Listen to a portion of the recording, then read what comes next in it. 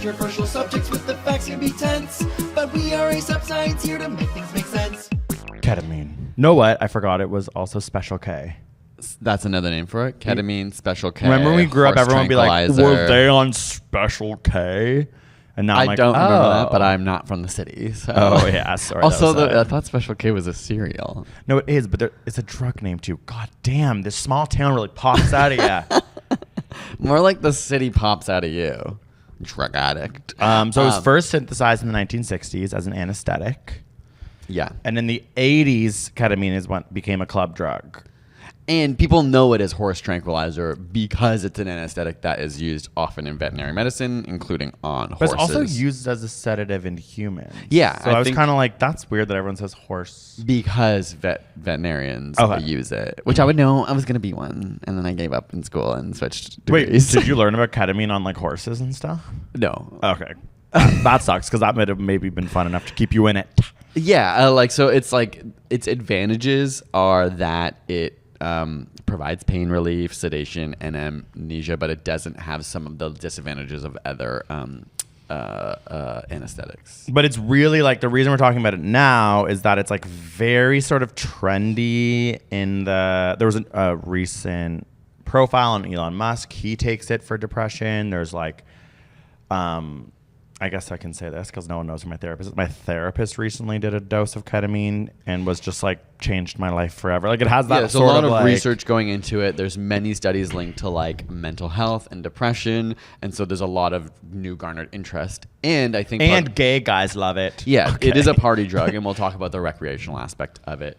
But it's become so much more popular because of the promise of some studies showing its like potential impact on health. And depression specifically. Yeah. But I think in a lot of ways, it's like more accessible as a legal drug for studies than mushrooms? like acid or mushrooms have been traditionally. So that's why a lot of research has like come out. Because you just got to like go to the vet clinic and like steal it from the horse. I mean, like, I don't know the pathway by which you get it, but I think it just like hasn't been classified the same way as psychedelics have. So at high doses, ketamine blocks glutamate, and that is why it becomes like a sedative. But at small doses, it actually increases glutamate production. This causes your brain to like fire in all these ways. It kind of has the same mushroom vibe where it makes your brain fire in new ways. So it's giving the like brain plasticity vibe where all of a sudden your brain is like using new neurons, and like that is part of what people think can relate to the antidepressive aspects of it, because when you're in depression sometimes it's like your brain is just like firing in a specific way that you can't get out of. But when you take small amounts of it, it leads to dissociation, hallucinations, losing touch with reality, and creating like new connections in the brain. But it's also considered like a dirty drug in the sense that unlike other drugs which affect like one part of the brain, it affects like so many different parts. Oh, I didn't know that. Which is why it's complicated to study and why it's not just like everyone's doing ketamine all over. Because like when doctors study people's brains after taking ketamine, it's like, whoa, like so much is happening that it's harder to...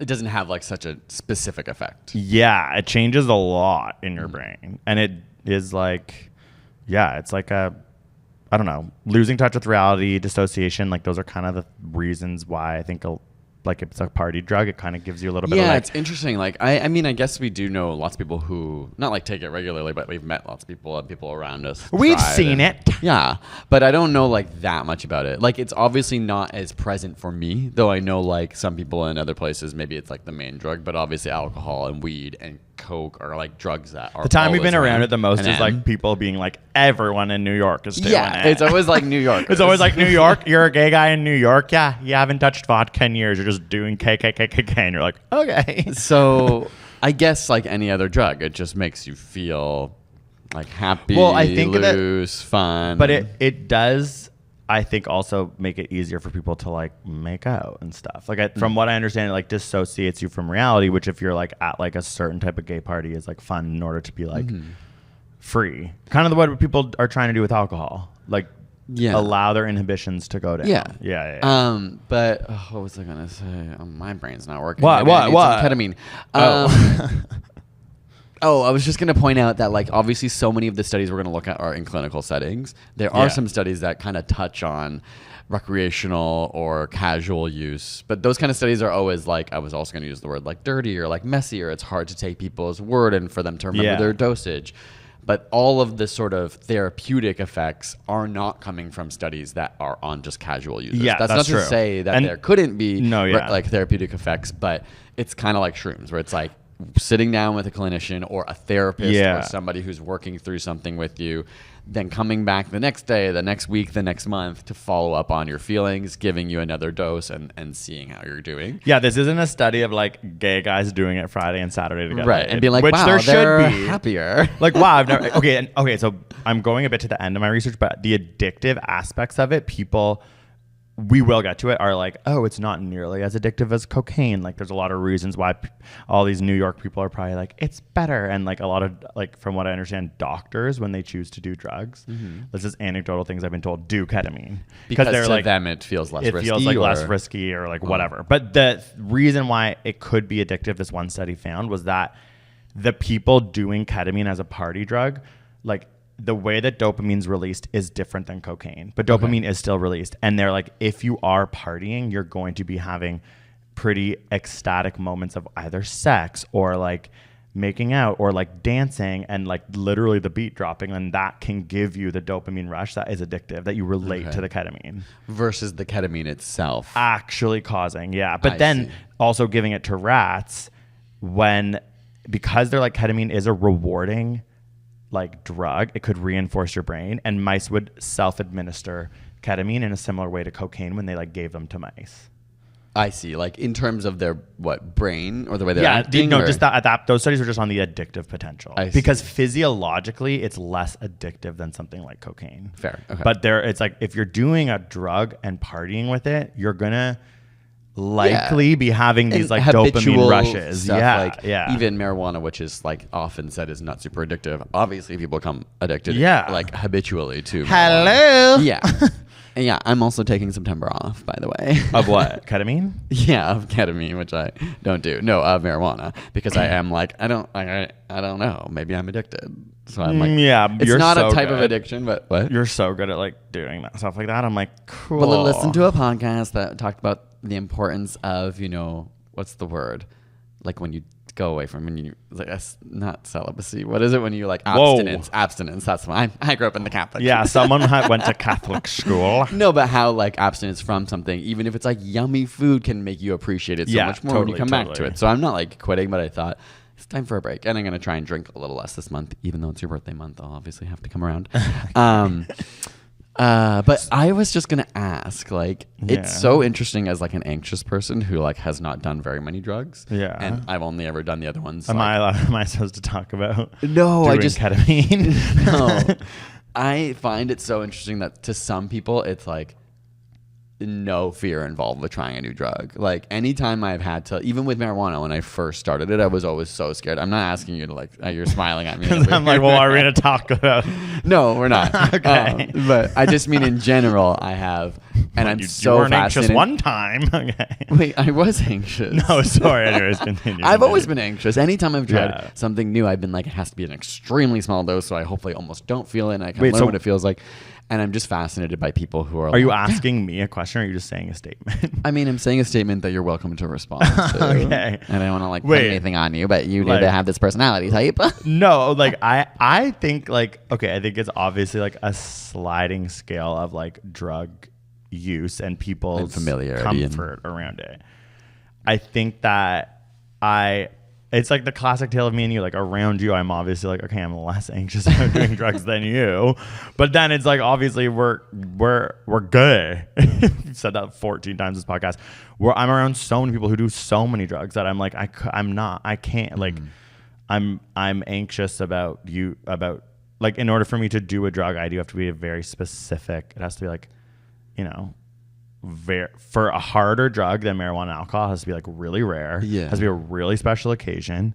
But like the words I would use are like an extremely safe environment. Like, and you didn't. Oh yeah, no. So I guess I don't actually like. You're not afraid of it. I'm afraid. Well, like, I also would never.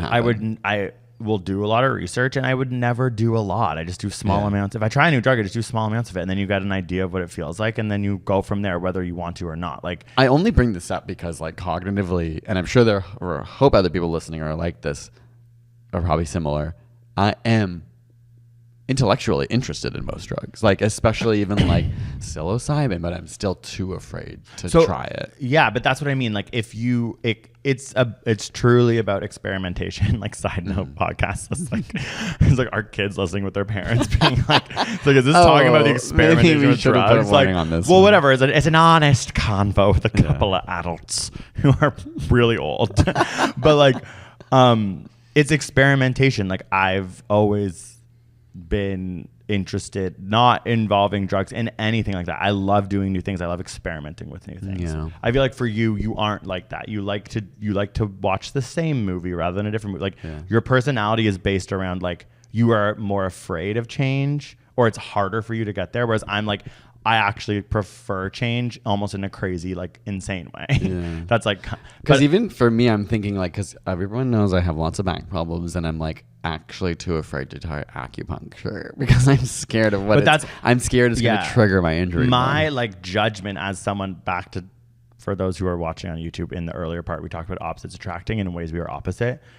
I'm sometimes like, I think that part of you might be holding you back, no pun intended, with your back. Like, you need to do acupuncture, because if you experiment with it, there's two things. One is it doesn't work. That's fine. Two is that it works for you. There's also three that it like causes a problem for me. Okay, so that's interesting. Like, I guess I just don't, when I think about these things, I'm like, I don't think if you are, I don't know why I don't go to like the scary negative things. And when it comes to drug use, done so much ketamine. No, I'm not. You're just happy go lucky. I'm kidding. Oh my God, I can definitely drag you to hell with this. But my point is, like, it is in small, like psilocybin, for example, like that's like what I did during the pandemic, was like experimented with it. Like, I spent a lot of time like literally measuring out the weight and like trying to understand how it could help me like connect with nature and stuff like that. Like, that is experimentation. Whereas I think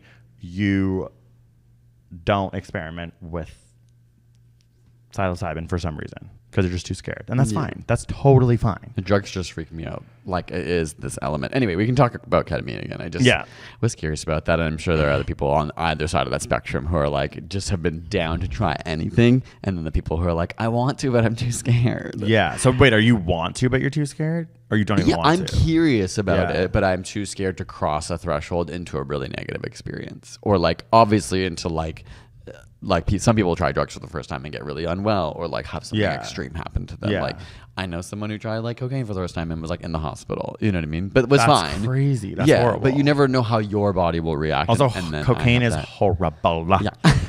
Horrible. Anyway, back to ketamine. Okay, ketamine. I think it is interesting. We're going to talk about depression. There are many, many studies which have found it can help people with depression in some really intense ways. Yeah. Like, early on studies especially found like within 24 hours, people could feel like have way less suicidal ideation.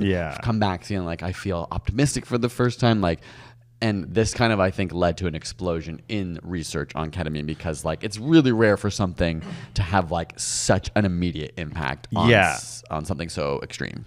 So it was like 20 years ago that they started using ketamine for depression. So that is new. Mm-hmm. And in 2019, S-ketamine, which I think can actually be like a nasal spray, because if you do ketamine like gay guy at club, you are snorting it, which is like scary.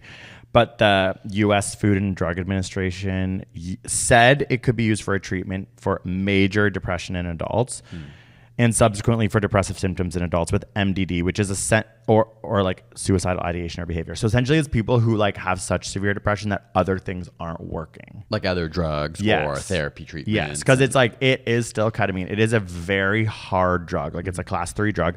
I think what's crazy is like, it affects so many aspects of the brain.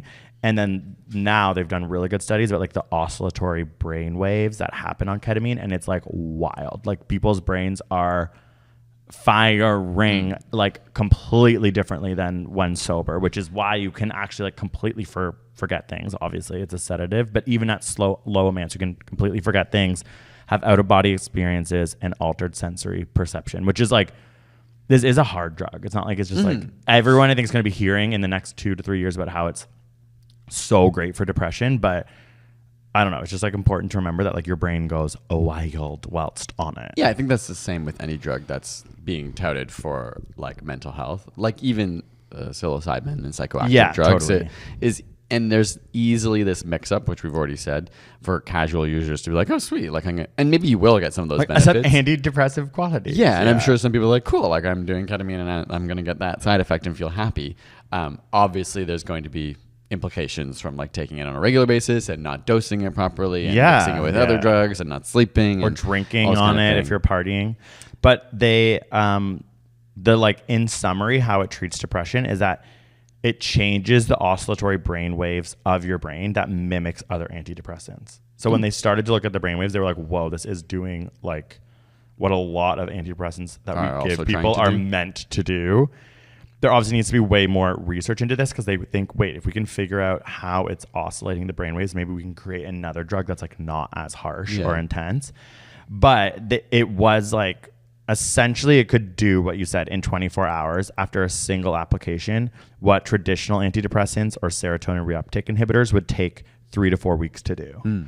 So like they are like the headlines, the ketamine like news and stuff is rooted in some pretty intense it wasn't research. like lying. I'm sure it was blown out of proportion, right? Because there's also now studies that have come out that are a little bit not refuting this, but finding more varying results, right? Yeah, totally. And obviously, in extreme something for cases. 24 hours may be especially useful for like really intense, like someone's having awful depression and needs that immediate result. But obviously, like anything in life, and we may not know what the trade-off is, but obviously, like anytime you take a lot of something, there could be a trade-off. Yeah, else. like they think serious long-term cognitive deficits. It's like things like memory that where like problems we can't know that yet. Yeah, but if you're doing ketamine a lot, like your brain is gonna be, you know, like different and like which might be a good thing. Could make I sense. mean, that's the cost benefit of any drug. So like when you're depressed, what they often find is that like your brain cells shrink and your neuronal connections are changed. And that's like going back to what you said, ketamine actually fires lots of brain cells. They have actually found in animal subjects that the brain cells grow and new neuronal connections begin. That's mushrooms vibes. Yeah. And so they've started to be like, and that can persist even after you've stopped taking the drug. So the idea is like, when you're depressed and you're kind of stuck in a certain way of thinking, you take this drug, it opens almost like new channels up for you to like see the world differently, feel happier, feel like further away from your depressed state, and potentially lean into that and now like have a different set of emotions or a different way of thinking. Totally. I feel like that is like it's linked to psilocybin, it's linked to LSD, and that's also the same like physiological pathway as to why it would be antidepressive for those other drugs. It's about like new pathways in your brain. Yeah. Also, like sometimes going back to my drug use, like when I'm having like a bit of mushrooms at the beach while like having some weed and a few beers, like I'll wake up the next day and be like, Sometimes when you say it out loud, it's like, are you okay? Woo! but like that's like I wake up the next day and I'm like, oh, I'm like, no, I'm not. I'm like, wow, I'm so happy. I'm like, no, I partied yesterday. I had a lot of fun. I feel tired. But like when I was experimenting with psilocybin and mushrooms, like just doing them and like being in High Park and like learning about like, I actually would wake up the next day and be like, I feel amazing. Like I would also sometimes be like, whoa, I did create new brain cells. Like my brain it's almost like I had a headache. Like it was almost like I took my brain to the gym. Like it was like that's what it felt like. But it was like, I actually don't know if it was placebo, Italian for placebo. I felt happier for like a week. Fair, and that's like what a lot of people report. Yeah, but I mean, even then it's like psilocybin. it was me being like experimental, just that drug, like being not in crazy nature. high doses, yeah, not me like partying. Yeah. Like, you know what I mean? There's And, a big difference because I mean, obviously, if you're sleep deprived, mixing with other drugs, you're gonna face other consequences. Totally. I just want to bring up some of the problems. Like I think first reading and looking into this, I was kind of like, ketamine sounds really good. Yeah, for I you. was like, so ketamine all day, slay all day. Like reading science, sometimes you're just like, what is happening? Like, where is the bad ketamine research? Yeah. And I mean, this is obviously also outside of the, like, I don't know what the risk factors are for like getting laced ketamine or anything like that. I'm just re-mentioning like high. They're high. I mean, but not if you're in a clinical setting. Like this again is always coming back to like these are people who are doing research studies. Yeah, no, it's true. It's hard. And so more modern research has found some kind of conflicting results. Like the beginning of this research was like, it's amazing. People aren't depressed. It's so useful. And now it's like actually maybe only a percentage, maybe like about half of people are seeing these benefits. Okay. And then around 8% had worse depression after taking ketamine. Wow. So okay. it's like, okay. Thank you. It's still Okay, good. whoa. It's still good for Yeah. many people, but we can't act as though this is just like a blanket solution all, for everyone. The other problem is that these benefits don't seem to stick around that long. Yeah. For some people, it might literally be days or a week. For some people, like a smaller percentage, it might be months, but for many people without having to retake it, you're not going to see like, you're not going to take it once and be like cured of your depression specifically. It is interesting because it's like, okay, so if that is the case, then people are, if in theory we're picturing the future where everyone's just like doing ketamine, like instead of SSRIs or whatever, it's just like an exaggerated example. That is then involving a lot of ketamine. It's like you're doing a lot of ketamine, and I'm just like, which may not be bad if if the benefit of your is it's actually helping you not be depressed. Same with any it is such an intent, like it's even like mushrooms. But any drug, right? Like if you're introducing something into your system, that's what you talk to your doctor about. Is like if your depression is bad enough, or say it can help like bipolar disorder, or there's some other disorders they're starting to look at. If the risk is lower than like your suicidal ideation, then it's worth the cost to whatever. Yeah, then no, that's interesting because I don't relate to that. The only way I relate to ketamine would be ever using it as a party drug because I don't have depression. And then it's important to realize, that's like, because of the early excitement about this, there's been a lot of misinformation and overhype being like, it can cure autism and it can help with work stress and insomnia and like so many, this plethora of everyone should take. And I think it's obviously over-exaggerated. And it's so new. It's still really new, and that's why they're able to say, okay, when we talk about like extreme depression, we're finding some really promising results. But like most research isn't like, and so everyone should just casually try this drug. It's like, no, if you're clinically depressed, maybe you've tried other antidepressive drugs or anti-anxiety drugs. You talk to your doctor. Yeah, you've worked through cognitive behavioral therapy. Like this is an option that doctors and therapists can explore. And the newer research now is finding that maybe it's better paired with proper therapy. Like in the first studies, it was just, here's the drug, take it. Wow, I feel great. Yeah. Then they were like, okay, not everyone's feeling great.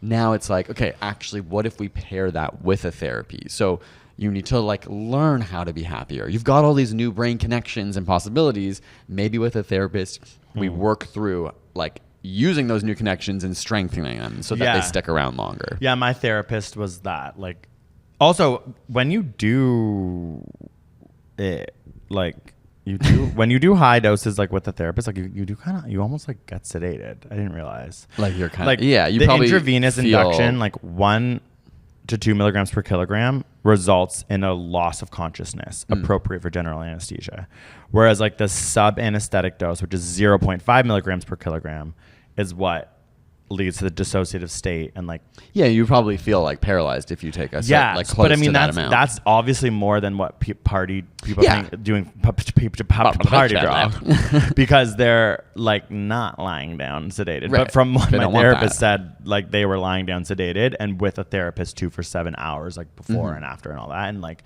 that. And also my therapist doesn't have clinical depression. This was like a Toronto study of doctors and therapists doing this.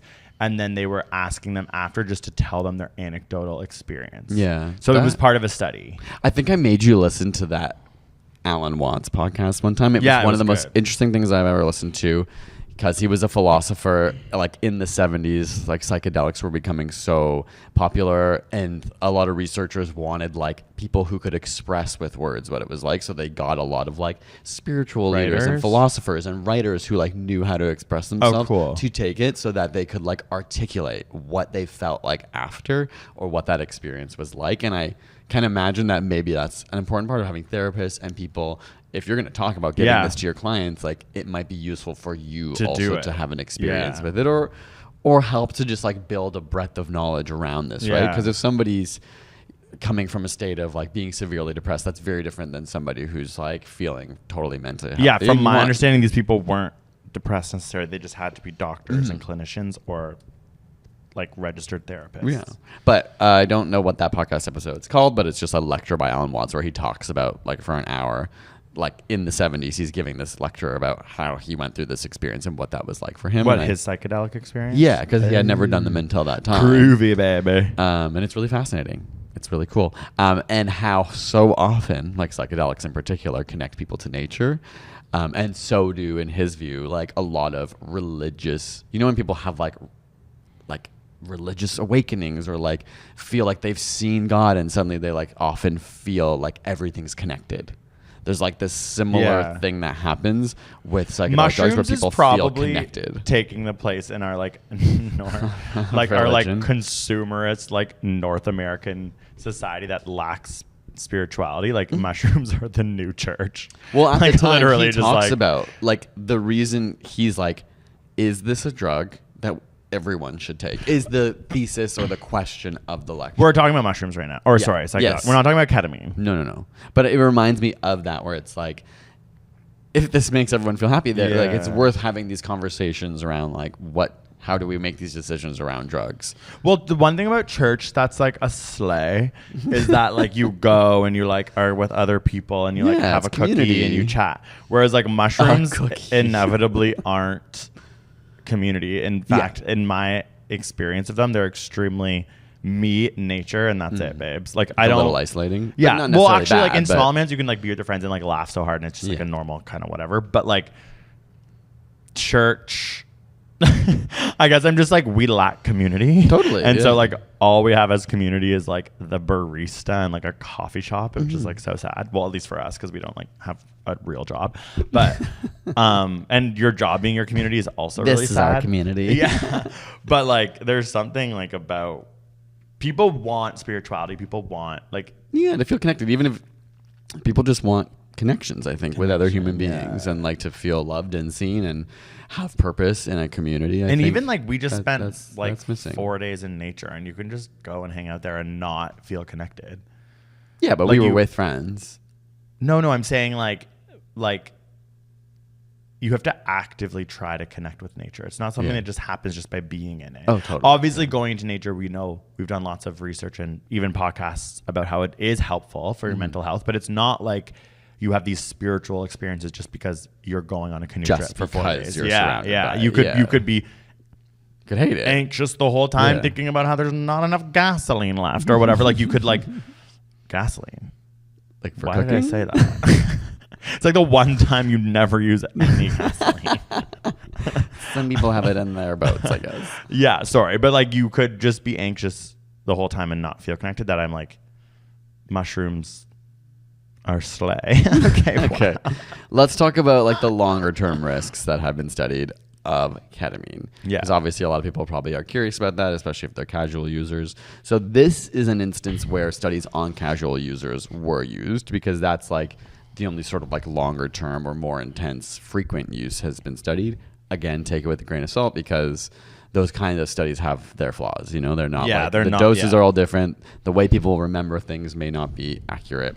The biggest sort of risk physiologically seems to be, or one of the biggest ones, is with your urinary tract. So like Yeah. the metabolites that break down from ketamine can make you feel almost like you have a UTI, like it irritates Yeah. the bladder and makes you have to urinate a lot more and becomes uncomfortable. In the most extreme cases, people have had to have their bladders removed if they've Yeah, like taken I read a lot. that too. I was like, that is important to know. Yeah. And I think in those cases, though, that was like after ignoring symptoms. Yeah. For the most part, it's like if you have those symptoms and you stop, your body will break it down and get rid of it. Ugh. Oh my god, But it's making if it's you're- making my dick Yeah. hurt. It's making my dinky hurt. Oh, okay. But yeah, so if you're doing that and you're feeling those symptoms, know that they're connected and you should be taking a break. And there have actually been like a lot of studies on memory being compromised. Yeah. So there's one on people who like took ketamine 4 times a week versus those who did it like maybe once a month, and those who never did it. The higher the dose, the more likely you were to like perform poorly on memory tests. But when they look at people who are clinically depressed and in clinical trials, they have not really seen this. Yeah, so this is clearly like ketamine, the excitement around it is for people who have severe depression where other things are not working. Like that's mainly it. And then outside of that, it being a party drug, it's sort of had the same history since then. It's not like this party drug is becoming better, like we're slowly realizing is better for people. No, the science is only saying you have serious depression that your doctor and your psychiatrist and therapist are having a hard time managing. That's when this could come in. Yeah, and even then, this research is early on. It's promising, but it's like still early enough that it's not like, okay, this is going to be given to everyone who's depressed. Yeah. Like, I think it's possible. And like many other drugs, it's like maybe this will be right for some people and not for other people. So it's cool. It's interesting. I wonder how many straight people are doing Special K. Chime in. Write us on Instagram. We love when the straights message us about stuff.